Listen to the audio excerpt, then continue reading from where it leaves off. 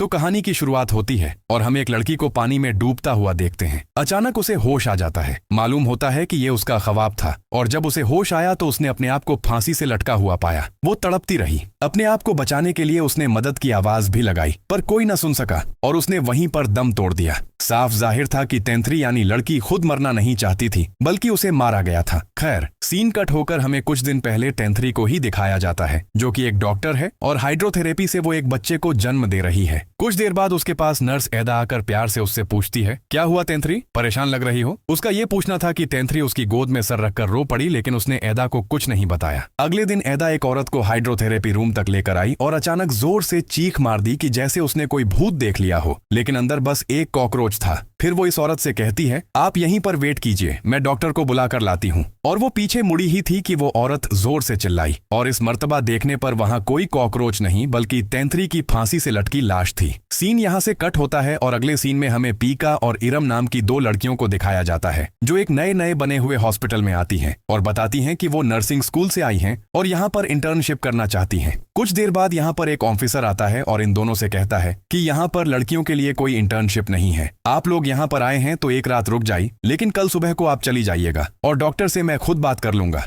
यहाँ पर सिर्फ लड़के ही इंटर्नशिप कर सकते हैं। इतनी ही देर में यहाँ पर एदा भी आ जाती है जो इन्हें हॉस्पिटल का विजिट करवाने लगती है। पीका परेशान थी कि क्या इन्हें सच में यहाँ पर इंटर्नशिप नहीं मिलेगी। वह यहाँ पर किसी के रेफरेंस से आए थे। इरम पीका से कहती है कि तुम उससे बात करो। अब बात करने पर वह आदमी इन्हें तसल्ली देता है कि कुछ नहीं होगा, आप लोगों को यहाँ पर इंटर्नशिप मिल जाएगी, मैं खुद यहाँ के ओनर से बात करता हूँ। पीका जब बात करके रूम में वापस आई तो उसने देखा कि इरम किसी से बात कर रही थी, कुछ टैबलेट्स के बारे में जो उसने फार्मेसी से लेकर ली थी, और वह परेशान भी लग रही थी। पीका के आने पर इरम घबरा जाती है और वहां से जाने लगती है। तब पीछे से पीका उसे रोक कर बताती है कि तुम्हारी स्कर्ट पर ब्लड लगा है। इरम एकदम से थोड़ा और घबरा गई और फौरन वॉशरूम की तरफ आ गई। कॉरिडोर से गुजरते हुए उसे कुछ अजीब महसूस होता है कि जैसे कोई उसका पीछा कर रहा हो और सच में हम एक डिमोनिक हाथ को उसकी तरफ बढ़ता हुआ भी देखते हैं। जैसे ही इरम को फील हुआ कि उसे किसी ने टच किया है तो उसने पीछे मुड़कर देखा, वहां कोई भी नहीं था। उसने इस चीज को इग्नोर किया और सामने वाला रूम खोला। ये टॉयलेट नहीं था, ये हाइड्रोथेरेपी रूम था।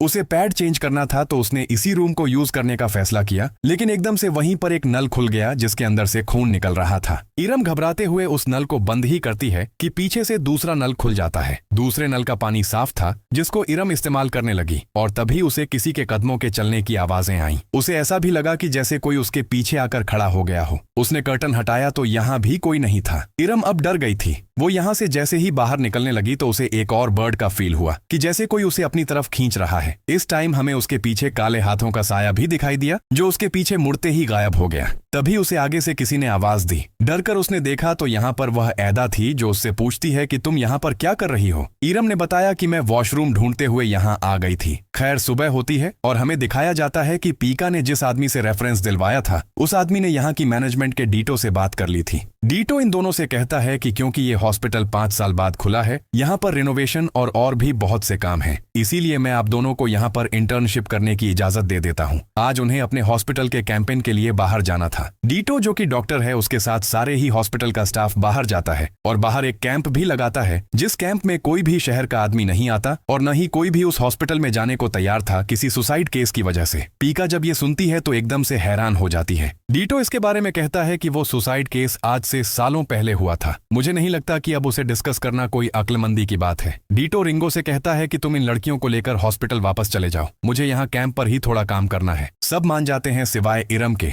जिसे कहीं और जाना था। वह असल में एक होटल रूम में अपने फ्रेंड से मिलने के लिए आई थी जो इस टाइम भी उससे जबरदस्ती करने की कोशिश कर रहा था। इरम उससे कहती है कि ये सब पहले भी मेरी मर्जी से नहीं हुआ, तुमने पहले भी मेरी ड्रिंक में कुछ मिलाया था और उस दिन नशे की हालत में हम दोनों करीब आ गए थे और देखो उसका अंजाम, आज मुझे फार्मेसी से टैबलेट लेनी पड़ रही है। मैं प्रेग्नेंट हूँ। वो लड़का इरम से कहता है, तुम परेशान क्यों होती हो, मैं तो इसकी सारी जिम्मेदारी लेने के लिए तैयार हूँ। इरम को और भी ज्यादा गुस्सा आ जाता है और वह पूछती है, क्या हर चीज में तुम्हारी मर्जी चलेगी? मैं इतनी बड़ी जिम्मेदारी के लिए अभी तैयार नहीं हूँ। हॉस्पिटल में दिखाया जाता है कि डीटो हाइड्रोथेरेपी रूम को अच्छे से साफ करने का ऑर्डर देता है ताकि उस रूम को किसी और पर्पस के लिए इस्तेमाल किया जा सके। अब अगले सीन में हम इरम को डीटो के साथ देखते हैं ड्यूटी करते हुए। अपने पेशेंट से फ्री होने के बाद डीटो इरम से कहता है कि अभी हमारी ड्यूटी टाइम में खत्म होने में 30 मिनट्स हैं, कोई भी पेशेंट आए तो तुम मुझे तब बुला लेना। उसके यहाँ से जाते ही पीका उसके रूम के अंदर झांकती है और उससे पूछती है, कैसा रहा आज का दिन? इरम बताती है, अच्छा रहा, डीटो रिंगो से जरा चेंज है। अभी वह बातें कर रहे थे कि कोई अजीब सी लड़की बिना इनकी तरफ मुंह किए कमरे के अंदर आ गई और जाकर चेयर पर भी बैठ गई। इरम ने कहा, आप कौन हैं? अभी तो कोई अपॉइंटमेंट भी बुक नहीं थी। वह लड़की कहती है, मेरी अपॉइंटमेंट यहाँ पर बुक है। उसने इतने अजीब तरीके से कहा था कि पीका और इरम दोनों डर गए थे। अगर आपको ट्रू स्टोरी पर बेस्ड हॉरर मूवीज पसंद है तो ये एक्सप्लेनेशन आपको जरूर पसंद आएगा। वीडियो को लाइक करें और चैनल को सब्सक्राइब करें। पीका यह कहते हुए यहाँ से चली जाती है कि मैं काउंटर पर इसकी कंप्लेंट करके आती हूँ, और पीछे से इरम उस औरत के पास अकेली रह जाती है। बड़ी ही खौफनाक आवाज में फिर ये लड़की इरम की तरफ मुंह करती है। इरम डर गई। इरम ने उससे नाम पूछा तो उसने बताया, टेंथ्री। ये वही टेंथ्री थी जिसे हमने मूवी के स्टार्ट में सुसाइड करते हुए भी देखा है। टेंथ्री इरम को देखकर कंटिन्यू स्माइल किए जा रही थी और कुछ भी नहीं। डरते हुए इरम शेल्फ की तरफ आकर उससे मुंह मोड़ भी लेती है, लेकिन टेंथ्री फिर भी उसे घूरती रहती है और इस दौरान उसके मुंह से पानी टपक रहा होता है। यह देखकर इरम डरते हुए ही सही लेकिन टेंथ्री के पास जाती है और उस गंदे मुस्कुराते चेहरे को साफ करने की कोशिश करती है। जिस टाइम इरम ऐसा कर रही थी, टेंथ्री उसके पेट पर हाथ रख देती है। इरम और भी ज्यादा डर गई। इरम ने अपने आप पर काबू रखने की कोशिश की, लेकिन एकदम से ही टेंथ्री ने उसे डरा दिया और फौरन ही यहाँ की लाइट्स भी चली गईं। इरम की घबराहट तो अब 7वें आसमान को छू चुकी थी। उसने कांपते हुए हाथों से अपना मोबाइल ढूंढा। लाइट ऑन की और शॉक रह गई क्योंकि टेंथ्री अब वहां नहीं थी। लेकिन जैसे ही वह दरवाजे से बाहर जाने लगी तो उसके मुंह पर दरवाजा बंद हो गया और जब खिड़की की तरफ मुड़ी तो खिड़की भी बंद हो गई। पीछे से कुछ टूटने की आवाजें आईं। इरम घबराते हुए पीछे मुड़ी तो उसने देखा कि टेंथ्री वहीं पर थी और दीवार पर अपना सर मार रही थी। इरम के देखते ही वह तेजी से इरम की तरफ बढ़ी और इरम डरकर नीचे बैठ गई और टेंथ्री अगले ही सेकंड वहां से गायब भी हो गई। जैसे ही इरम को यह यकीन हुआ कि टेंथ्री उसके पास से दूर जा चुकी है तो इरम ने उठने की कोशिश की, लेकिन हम उसे बहुत ही भारी भारी फील हो रहा था। दिखाया गया कि उसके कंधों पर टेंथ्री बैठी हुई थी जिसने उसके मुंह पर हमला भी कर दिया और उसे नीचे भी गिरा दिया। जब वह दर्द से चिल्ला ही रही थी उसी टाइम पर यहाँ पर डीटो आया और उसे होश में लेकर आया। खैर, सीन कट हुआ और हमें उसी स्वीपर को दिखाया गया जिसने पहले इरम से बदतमीजी की थी। इस टाइम एम्बुलेंस चलाते हुए वह एक ट्रक को ओवरटेक करने की कोशिश करता है और जैसे ही ऐसा करता है तो उसे सामने टेंथ्री खड़ी नजर आती है। वह डर जाता है और एकदम से अपनी गाड़ी पीछे ले लेता है, लेकिन उसे ट्रक को भी ओवरटेक करना था और जैसे ही उसने ट्रक को ओवरटेक किया तो तभी उसके सामने एक बस आ गई। उसे रुकना पड़ा और पीछे से ट्रक एकदम से आकर उसकी वैन के साथ टकरा गया, जिसकी वजह से ट्रक में रखे हुए सारे आयरन रॉड्स उसकी गाड़ी के साथ साथ उसकी बॉडी में भी स्टैब हो गए और वह वहीं पर मारा गया और यहाँ से टेंथ्री अगले ही सेकंड गायब हो गई। अगले सीन में हमें इरम को रोता हुआ दिखाया जाता है। पीका उसे आकर पूछती है, क्या हुआ? तो वह बताती है कि कल हीरो ने मेरे साथ बदतमीजी की थी और मैंने दिल में ही दुआ मांगी थी कि वह मर जाए, लेकिन मैं सच में ऐसा तो नहीं चाहती थी। क्या वह मेरी वजह से मरा है? यहाँ पर पीका उसे हौसला देती है और कहती है, परेशान मत हो, ये सब तुम्हारी वजह से नहीं हुआ। दूसरी तरफ अब हमें ऐदा और एक और आदमी को दिखाया जाता है जिन्हें डीटो ने हाइड्रोथेरेपी रूम को ठीक करने का ऑर्डर दिया था, लेकिन इस रूम को जितना ठीक करते थे वह और खराब होता जाता था। कभी उसके नल टूट जाते थे, कभी वहां का जनरेटर काम करना बंद कर देता था, तो कभी वहां पे खुद ब खुद चीजें टूट जाती थीं। वह आदमी ऐदा से कहता है, यह रूम ठीक नहीं हो सकता, बेहतर यही है कि इस रूम को हमेशा के लिए बंद कर दिया जाए। यही फैसला करते हुए यह लोग इस रूम के दरवाजे की जगह एक दीवार बना देते हैं और फौरिग होकर जैसे ही ये आदमी बाहर जाने लगता है तो एकदम से वहां लाइट चली जाती है। उसे करीब से किसी औरत के जलने की भी आवाजें आती हैं। उसे लगा कि ऐदा होगी। वह पहले गया, जनरेटर उसने ऑन किया और ऐदा से कहा कि यहाँ मत फिरो। अब उसने ये बात बोली ही थी कि पीछे दीवार पर हमें टेंथ्री को उल्टा लटका दिखाया गया और जैसे ही उसने आवाज की तरफ मुंह किया तो टेंथ्री फौरन ही उसके मुंह के आगे आ गई और उसने अपना डरावना चेहरा दिखाकर इस आदमी को भी डरा दिया।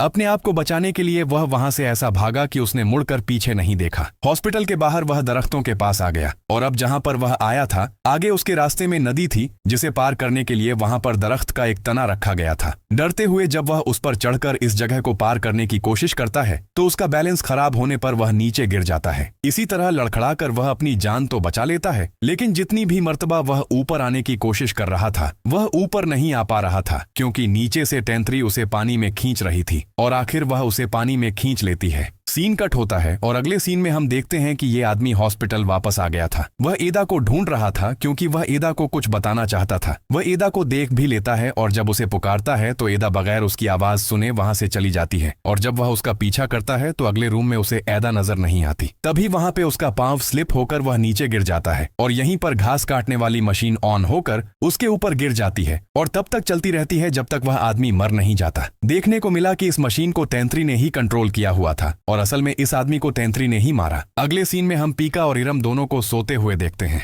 यहाँ पर पीका को सोते हुए झटके लगने लग जाते हैं और थोड़ी देर बाद जब वह होश में आती है तो देखती है कि इरम को भी झटके लग रहे थे। वह इरम को होश में लेकर आती है और इरम उसे बताती है, तुम्हें याद है उस दिन वह लड़की जो डेंटल चेयर पर आकर बैठ गई थी, इस टाइम वही लड़की पहले तुम्हारे ऊपर थी और जब मैंने तुम्हें देखा और जगाने की कोशिश की तो वह मेरे ऊपर आ गई। ये सब बातें बताते हुए इरम बहुत ज्यादा घबराई हुई थी। वह बताती है उसकी लंबी सी जुबान थी जिससे वह मुझे चाट रही थी और वह मेरे बालों के साथ भी खेल रही थी। वह कोई इंसान नहीं है पीका। अब ये लोग घबराए हुए ही थे कि अचानक कोई इनके दरवाजे पर नॉक करता है और इन्हें बताया जाता है कि इनके हॉस्पिटल में एक और मौत हो गई है जिसे अभी कुछ देर पहले ही हमने देखा है। अगली सुबह पीका एदा के रूम की तरफ जाती है क्योंकि एदा के हस्बैंड की डेथ हुई थी। उसने देखा कि एदा के रूम में इस टाइम रिंगो था जो उसे सच बताने को कह रहा था और साथ में यह भी कह रहा था कि अगर तुमने मुझे सच न बताया तो मैं तुम्हारी हिफाजत की कोई गारंटी नहीं ले सकता। पर इतनी ही देर में वहां पीका के आने से रिंगो गुस्सा होकर वहां से चला गया। रात होने पर पीका देखती है कि इरम बहुत ज्यादा परेशान होकर लॉन में बैठी हुई थी।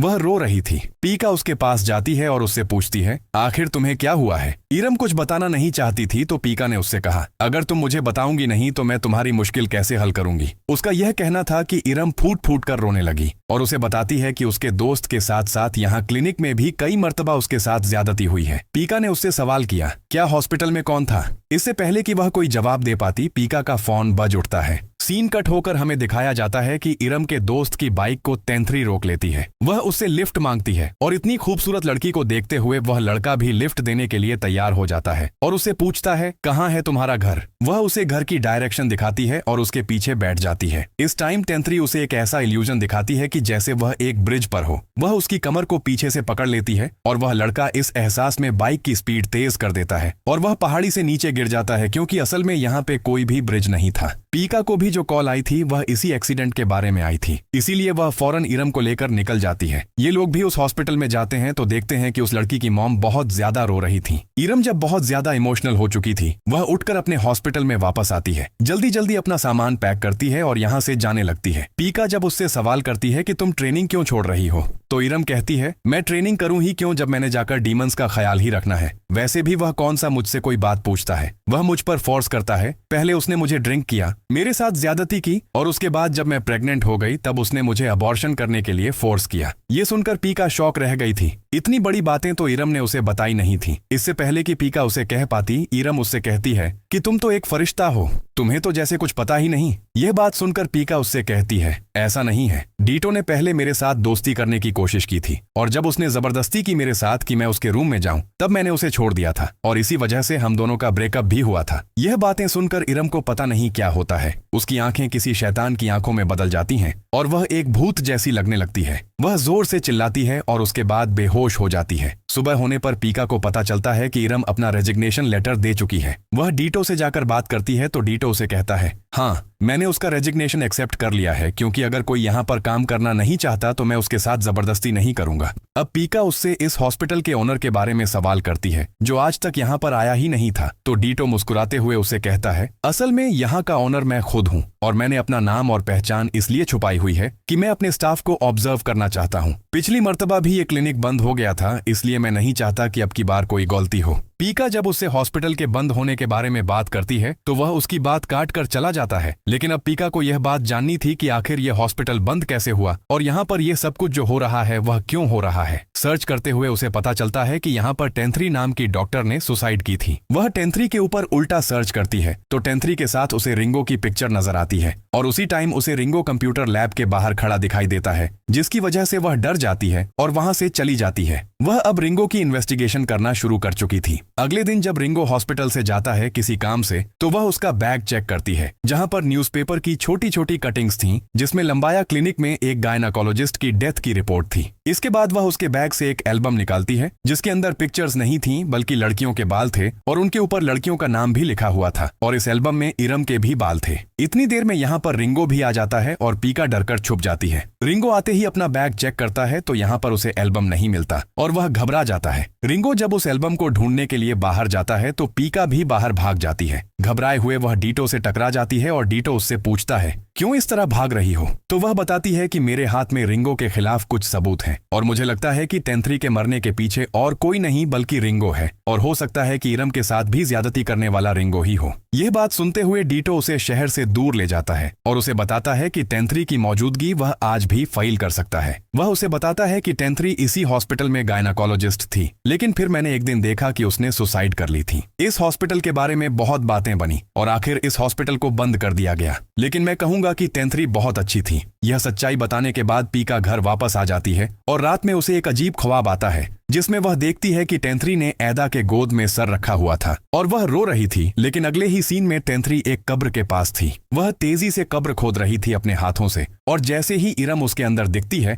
तो टेंथरी इरम को पकड़कर कब्र के अंदर खींच लेती है और यहीं से सीन कट हो गया। पीका को होश आ जाता है और उसे यह रियलाइज होता है कि यह उसका बस ख्वाब था। होश में आने पर उसने देखा कि इरम जो अभी यहीं पर थी वह भी अपने बेड पर नहीं थी। इरम को ढूंढते हुए वह बाहर चली जाती है और फौरन से डीटो को भी कॉल कर देती है कि इरम हॉस्पिटल में नहीं है। आज उसे हाइड्रोथेरेपी रूम के बाहर सीलिंग का एक हिस्सा टूटा हुआ नजर आया जिसके नीचे लेडर भी रखी हुई थी। वह इस लेडर को रखकर इसके ऊपर चढ़ती है तो देखती है कि अंदर इरम थी और वह बहुत ही डरावनी हालत में। उसे किसी ने पोसेस्ड कर लिया था, यानी उसके ऊपर किसी बुरे भूत ने कब्जा किया हुआ था। वह इस टाइम पानी में लेटी हुई थी और वह जल्दी से पीका को भी पकड़कर इसी पानी में डुबाने लग जाती है। वह कई मर्तबा पीका को ऊपर लेकर जाती है और वापस नीचे लेकर आती है। बार बार उसका सर पानी में डुबाती है, यहाँ तक कि पीका मरने के करीब ही होती है। तो वह जब अपना सर बाहर निकालती है तो देखती है कि इरम वहां पर नहीं थी और अब यह रूम पहले से काफी बेहतर हालत में था। वह इस रूम के बाहर जाती है तो उसे डीटो दिखाई देता है जो एक ग्लास के अंदर कोई खास चीज मिला रहा था और तभी वहां पर टेंथरी आई। डीटो ने वह ग्लास टेंथरी को पिला दिया जिसके बाद टेंथरी बेहोशी की हालत में चली गई और ऐसी हालत में डीटो ने उसका फायदा उठाया और जब वह होश में आने लगी तो उसने टेंथरी को धमकी दी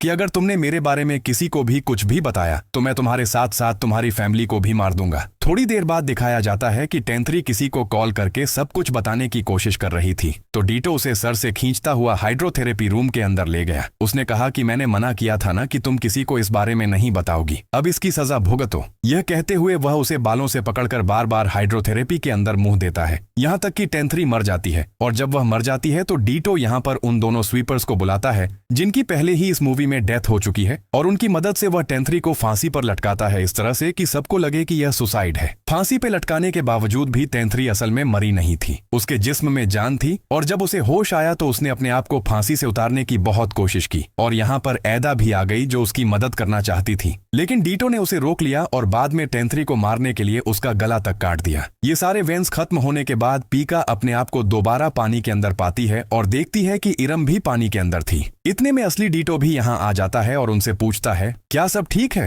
पीका कहती है, सब कुछ ठीक है और इरम का ख्याल भी मैं खुद ही रख लूंगी। यह कहकर वह इरम को अपने कंधे पर डालते हुए यहाँ से ले जाने लगती है और इरम उससे पूछती है कि तुम वहाँ क्या करने गई थी? इरम बताती है कि मैं वहाँ पर अपना खुद अबॉर्शन करने गई थी। और यहाँ पर एक और वीएन से हमें पता चलता है कि इरम के साथ भी किसी और ने नहीं बल्कि डीटो ने ही ज्यादती की थी और यह वीएन इरम को आते ही इरम एक और मर्तबा बेहोश हो जाती है। अब इतने में ही उसके पीछे डीटो आ जाता है और उसे पीछे से पकड़ लेता है और कहता है कि अगर तुमने भी किसी को इस बारे में बताया तो मैं तुम्हें भी मार डालूंगा। यह कहते ही वह उसके साथ जबरदस्ती करने लगता है। पीका जब अपने आप को बचाने की कोशिश करती है तो वह एक पिन लेकर उसके हाथ में स्टैब कर देता है। पीका जब दर्द से चिल्लाती है तो वह उसके साथ जबरदस्ती करता है कि तुम रोना बंद करो। इससे पहले कि वह कुछ और कर पाता, पीछे से रिंगो आकर एक बड़ा सा इंजेक्शन डीटो की गर्दन में लगा देता है, यहाँ तक कि डीटो बेहोश हो जाता है। वह उसे बताता है कि मैं ही टेंथरी का फियांसे था, इसलिए उस दिन तुम्हें पिक्चर्स में मैं उसके साथ दिखा। टेंथ्री जब मरी तब वह प्रेग्नेंट थी, लेकिन मैं उस बच्चे का डैड नहीं था। मुझे यह भी पता था कि टेंथ्री के साथ जो कुछ हुआ वह उसे क्लिनिक में हुआ,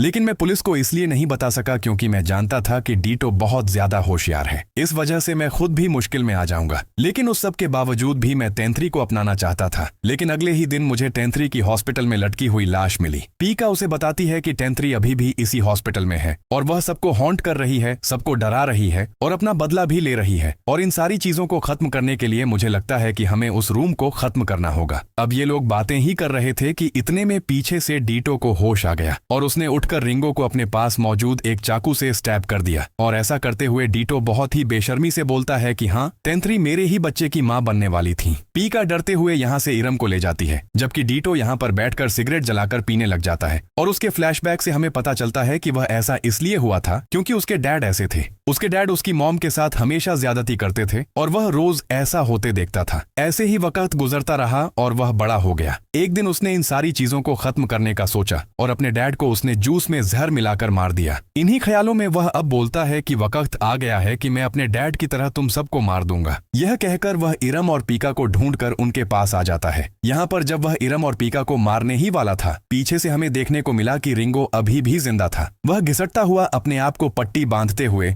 हाइड्रोथेरेपी रूम को तबाह करने की कोशिश करता है, जबकि यहाँ पर डीटो अब इन दोनों लड़कियों को मारने ही वाला था। इससे पहले कि वह ऐसा कर पाता, यहाँ पर ऐदा आकर एक नाइफ उसकी चेस्ट में स्टैब कर देती है और कहती है, बस बहुत हो गया तुम्हारा खेल। जिसके बाद अब ऐदा इरम के पास जाती है और उससे पूछती है, क्या तुम ठीक हो? ऐदा उससे पूछती है कि क्या आप टेंथ्री को जानती हैं? ऐदा शौक में रह जाती है और हाँ में जवाब देती है। अब इरम आगे होकर ऐदा के नाक से नाक मिलाती है और ऐदा को याद आता है ऐसा सिर्फ टेंथ्री ही करती थी। और इस टाइम रिवील हुआ कि इरम के अंदर और कोई नहीं बल्कि टेंथ्री ही थी। ऐदा ने रोते हुए उससे कहा, मैं तुम्हें आज भी मिस करती हूँ। तभी उसने यह कहा ही था कि पीछे से डीटो ने आकर ऐदा के ऊपर हमला कर दिया, जिसके बाद अब वह पीका को मारने के लिए उसकी तरफ बढ़ा। लेकिन वह नहीं जानता था कि इरम की बॉडी में टेंथ्री अब उसे खत्म करने के लिए आ चुकी है। वह पीछे से उसके ऊपर हमला करती है और जब वह नीचे गिर जाता है तो वह उसके ऊपर चढ़कर बैठ जाती है। वह उसकी आंखों पर हमला करके एक आंख भी निकाल देती है और इससे पहले कि वह उसकी दूसरी आंख पर हमला करके वह भी निकाल देती,